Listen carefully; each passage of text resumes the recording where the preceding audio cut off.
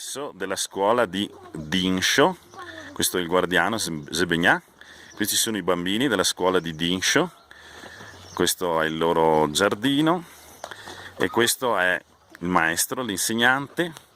Qui è il luogo dove fanno le lezioni all'aperto, il campo da gioco molto molto spartano, e questa è la costruzione della casa, come vedete molto molto precaria. Si vede chiaramente la situazione di povertà, ecco. Salam. Queste sono le stanze all'interno e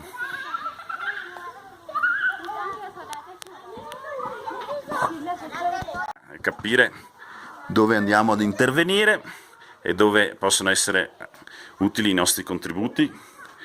Qui la situazione è molto molto povera e precaria.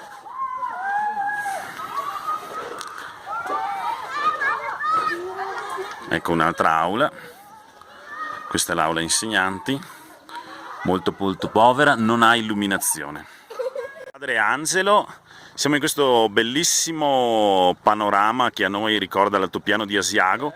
Peccato che per raggiungere la scuola che vedete in fondo bisogna attraversare un ponte con alcuni pali messi in modo precario, come potete vedere.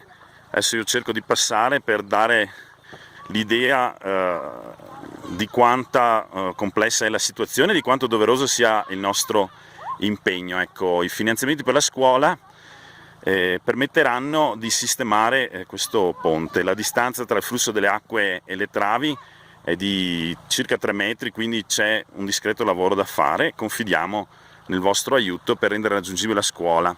Qui c'era un ponte che è stato spazzato via da alcune piene.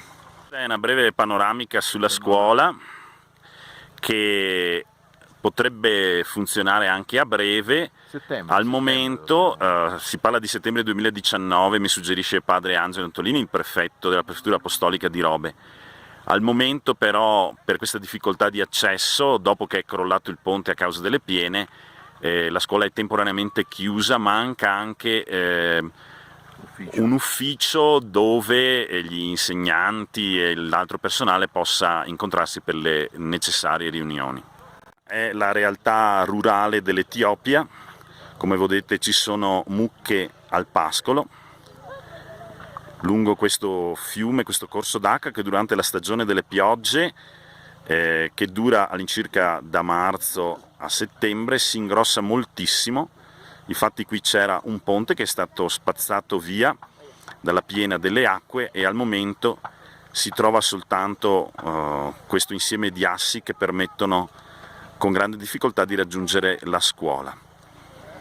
Ecco una panoramica di questa situazione, di questo ambiente che peraltro è anche molto bello e suggestivo e a noi ricorda l'altopiano di Asiago.